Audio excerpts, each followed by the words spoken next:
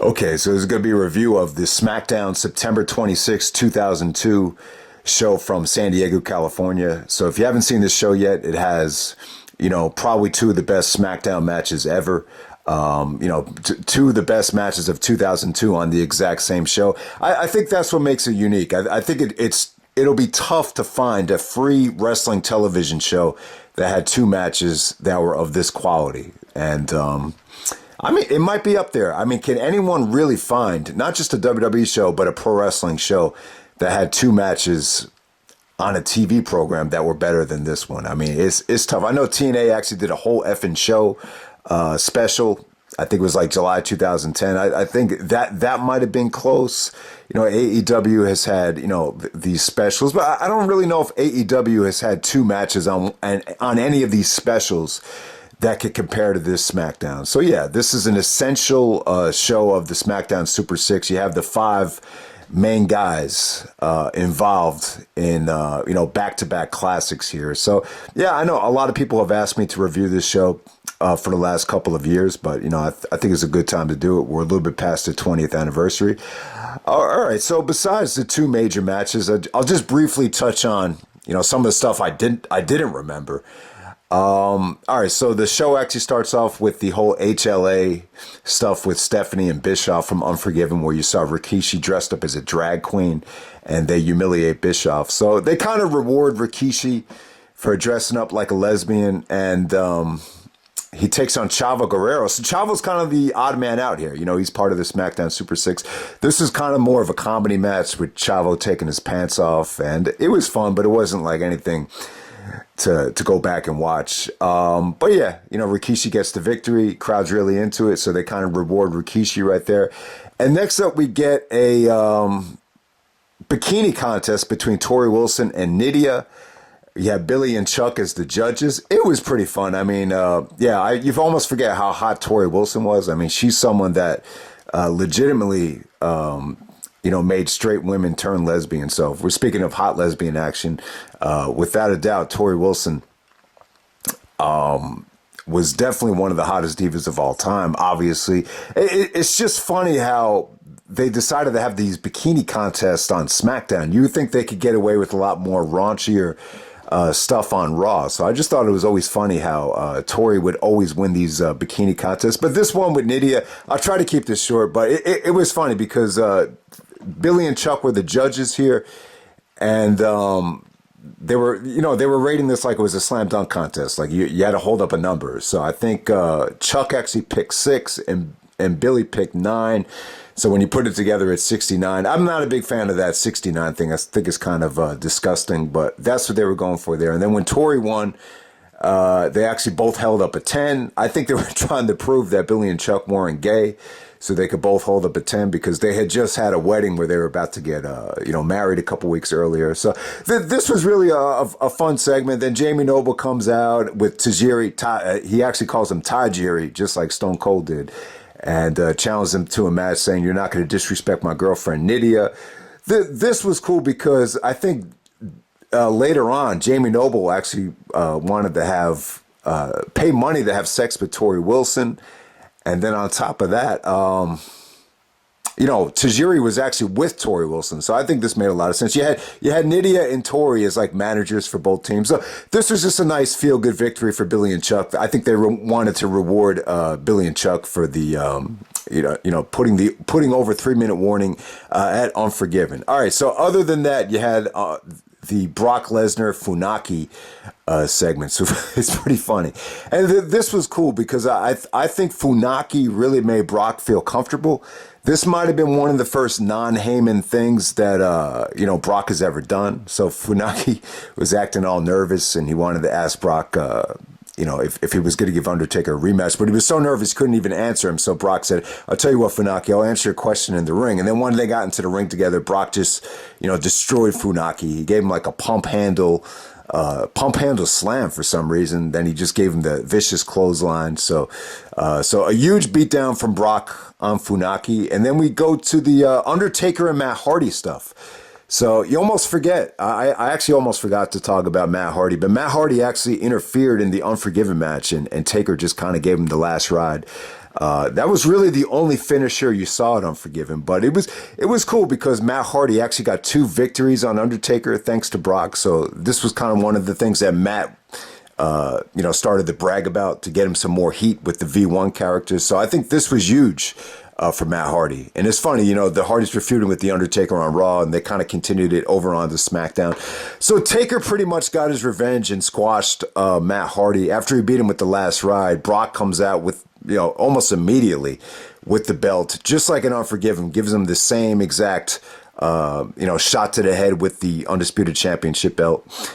And Taker's bleeding like crazy. He's selling the fact that he can't even walk backstage. There's blood all over the ring. Even in the main event, you could definitely still see the trickles of blood, still stained on the mat. So this is kind of underrated. You almost forget about this when you look at the No Mercy Hell in a Cell video package.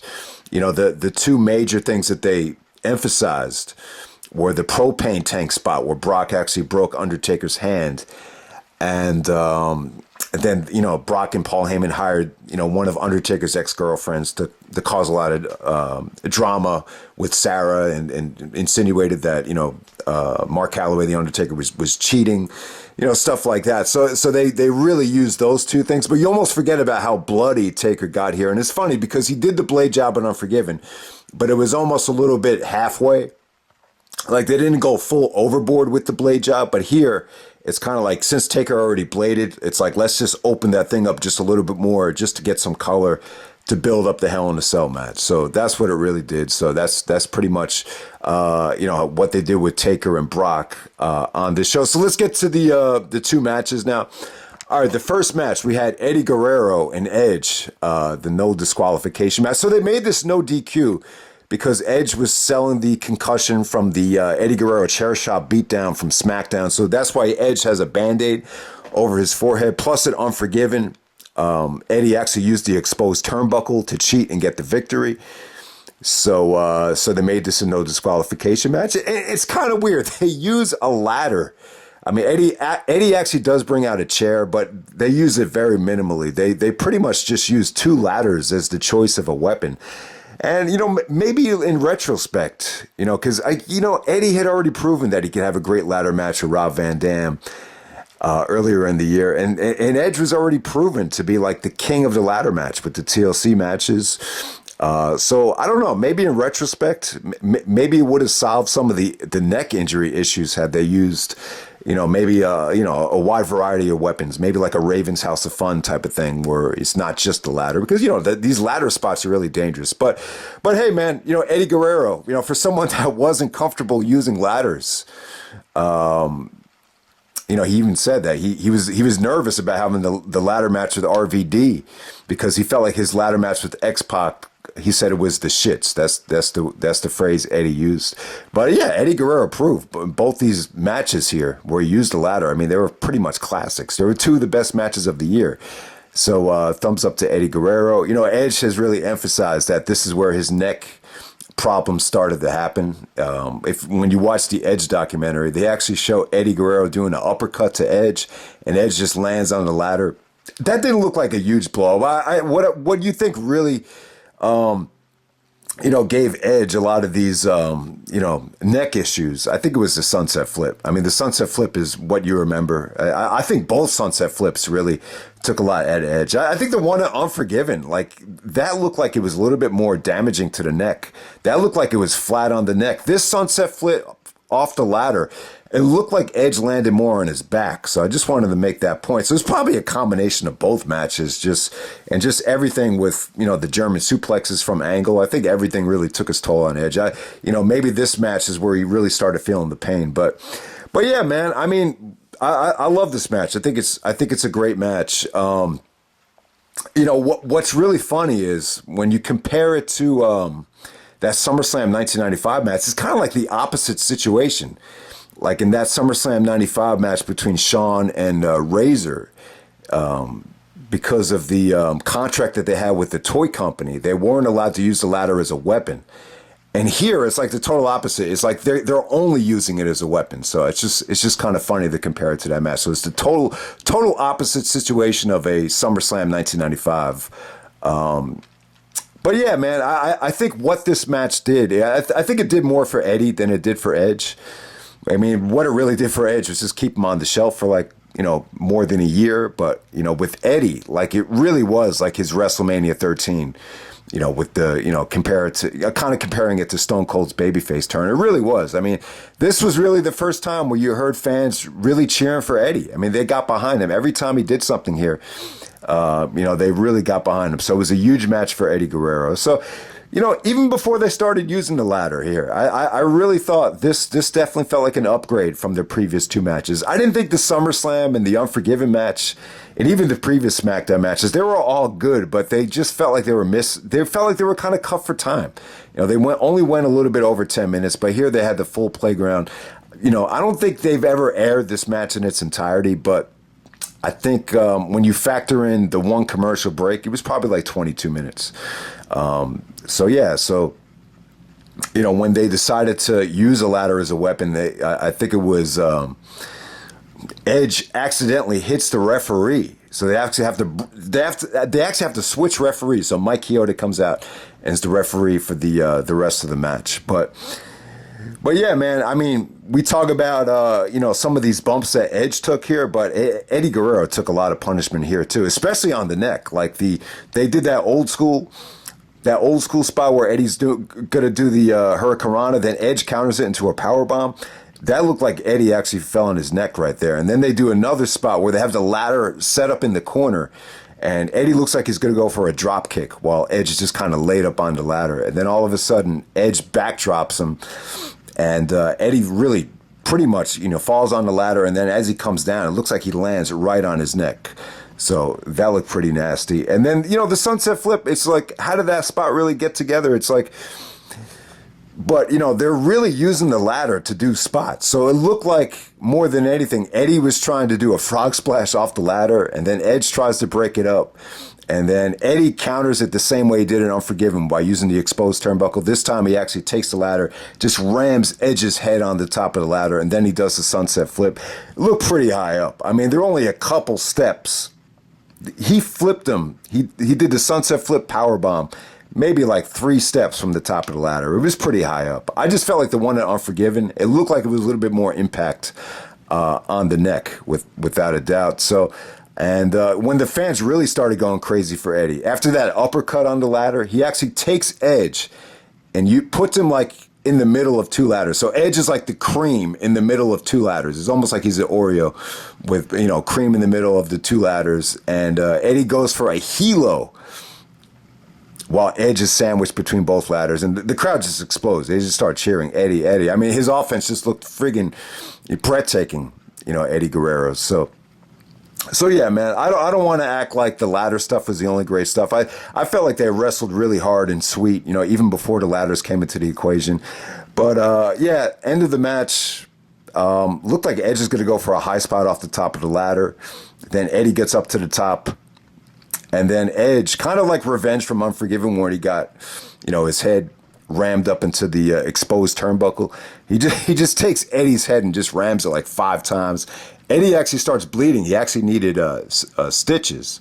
So the funny thing is, I think Edge actually talked about it, like they were on the same flight coming back from San Diego, and they looked at each other like, man, what the fuck did we do to each other? We killed each other, because Eddie's got stitches, and Edge said his neck was in so much pain he couldn't even turn his head. So this must have done serious damage to Edge's neck. I don't want to say it was the only reason why he had to get neck surgery, but it was probably like, what broke the camel's back, So so the ending is Edge doing the execution off the top of the ladder.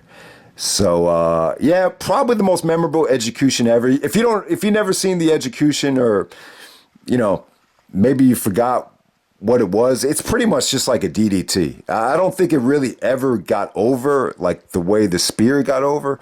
But yeah, this was one of Edge's finishers. He had so many like Edge finishers. He had the Edge-O-Matic, the execution, the educator. I think the educator was the submission. The Edge-O-Matic, I think, was like an inverted DDT, and the execution is just a regular DDT. So He does it off the top of the ladder, and that's what puts Eddie away. Eddie Guerrero gets a standing ovation once Edge clears the ring. And yeah, great match. Not a ladder match, but it's a no disqualification match. But yeah, awesome stuff. I remember just seeing it being just like, man, I can't believe they're giving this away for free. I remember I got home. I mean, this was like the start of, coming home from practice. My brother would have SmackDown taped, and every single Thursday, I'd just be like, holy shit. I mean, this is just too good. And I will watch it again like the next morning. It was just an awesome match, man. It still holds up today. One of the best SmackDown TV matches of all time. All right, so the main event, we got Kurt Angle, Chris Benoit, and Rey Mysterio. All right, so there's a lot of like backstage segments here. So Angle and Stephanie have a segment where Angle's bitching about how Benoit cheated at Unforgiven, and he wants a rematch against Benoit. And then, all of a sudden Mysterio comes in, and they're going to make it a triple threat match because it's Rey Mysterio's hometown. So Angle's like clowning on Mysterio, saying, why does he deserve to be in the main event? Just because he was born in San Diego 8 years ago doesn't mean he deserves to be in the main event. Kind of making fun of Mysterio because he looks young and he looks small. 8 years, he looks like he's only 8 years old. So Angle made a lot of those jokes. There's another promo with Benoit. Benoit gave a pretty good promo. Mark Lloyd is asking him a question, and he goes like, "You suck." And then, you think he's talking about Mark Lloyd for sucking, but he's actually talking about Angle. He's like, it's what they chant when Kurt Angle comes down to the ring. However, nothing could be further from the truth. He's one of the toughest SOBs I've ever been in the ring with, but I'm looking forward to beating him again tonight. And then he touches on Mysterio. He's like, yeah, Rey Mysterio, the hometown kid. Well, that's real cool. Well, Chris Benoit is born to hurt. It was a pretty good promo from Benoit. That was probably one of the best deliveries I've ever heard Benoit on a promo as a heel. And then Angle comes out before the match, and he gives a pre-match promo. Kind of clowning on the San Diego fans, kind of telling them that they're in this country illegally, stuff like that. And basically says that he's going to come out on top, or he's like, and guess who's going to come out on top? It's not the toothless cheater, because Chris Benoit he's missing a tooth. Toothless aggression. He's toothless, so call him the toothless cheater for cheating at Unforgiven. And no, it's not the long-lost member of Menudo, which is kind of a clowning on Rey Mysterio. That kind of went over my head, but that's what Angle said there. I don't know what movie that's from, but he called Rey Mysterio the long-lost member of Menudo. And yeah, this triple threat match, it's only a little bit under 10 minutes, but it's sweet as hell, man. They pretty much got right to the story. I'm going to say it's probably better than the WrestleMania 22 triple threat. Angle and Benoit have been in some really, really good triple threat matches with Jericho and, a couple weeks earlier with Undertaker, but nothing this sweet, nothing this engaging, nothing this fast paced. The story here was that Rey Mysterio is just being kind of a nuisance. They don't really want him in the match. Angle and Benoit are just, going at it, strictly competition, really, really unbelievable takedowns, double leg takedowns from Angle, from Benoit. Really good chain wrestling from them. But anytime they were going at it, they would take Mysterio and just ram him out of the ring, and then Mysterio would just be a nuisance and break up submissions. He broke up the German suplexes. And there's one spot here where Angle and Benoit are Germaning each other, and then they toss Mysterio out of the ring. And then when they get back into the ring, Angle takes the German release where he actually rotates. So that's a tough move to take. And I think when you're in the ring with somebody in a triple threat situation, it's easier to take it because it's a lot easier to remember, when to take it. If you're just with Benoit Germaning each other, it's kind of like, man, when do I rotate? Because if one guy thinks you're rotating here and then you think you're rotating another time, it's kind of, I could see that being just a disaster. But, there was a couple of times where Angle did fall on his neck when they tried that, but this time, this one looked the best. He fully rotated, looked pretty sweet. But yeah, man, what really is underrated here? Just some of the submission breakups. There's Angle going for the ankle lock Benoit gets to the rope, and then Angle puts him in a chokehold while they're just laying up on the second rope. So that easily transitions to Mysterio giving them the 619.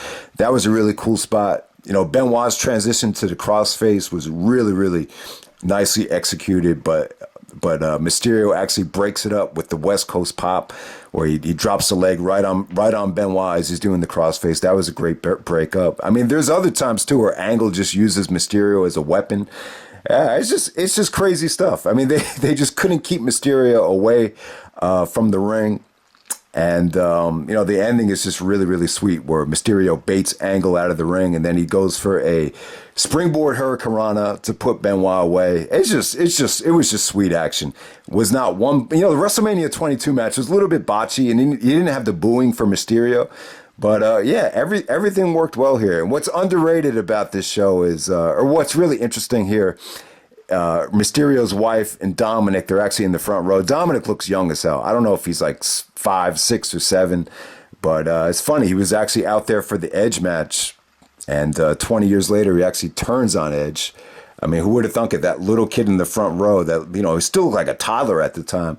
And then he's watching his father in a match with two of the greatest wrestlers of all time. So it's a cool story, especially when you factor in that Dominic is out there in the front row. And this is just one of the many, you know, San Diego classics that Mysterio had in the 619. I mean, yeah, this is probably the best one, but there's also a really good one with Matt Hardy for the Cruiserweight Championship in June of 2003. That was a great main event, and everyone should definitely check that out.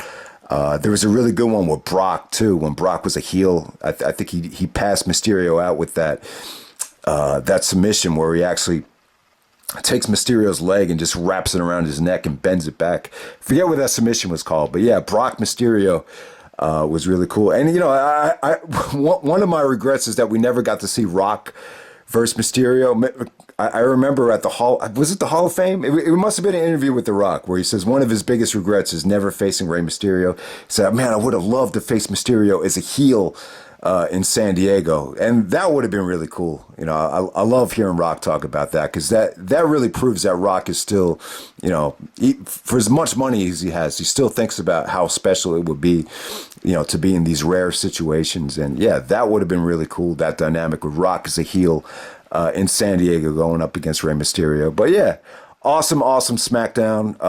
If you haven't seen it yet, it you know, the official date was September 24, 2002 on a Tuesday. But yeah, obviously SmackDown was taped, and it aired September 26, 2002. I believe Edge and Eddie Guerrero was uploaded on YouTube from the WWE YouTube channel, so you can watch it on YouTube. Angle, Mysterio, and Benoit, you know, maybe you could find it on YouTube, but if you can't, it's actually on Peacock. I believe it's season 4, SmackDown, September 26, 2002. Easily one of the best television shows of all time, where you got two of the greatest SmackDown matches ever on one show. Really sets the tone for the SmackDown Super 6. I mean, I thought it was a great show, but I had no idea that we were going to be in store for such a monumental fall of wrestling with the SmackDown Super 6, and it just got better and better from there. But I don't think they've ever topped this. I don't think they ever topped this show in terms of you know, having multiple, you know, quality matches. I mean, you know, you had the 2 out of 3 Falls Classic.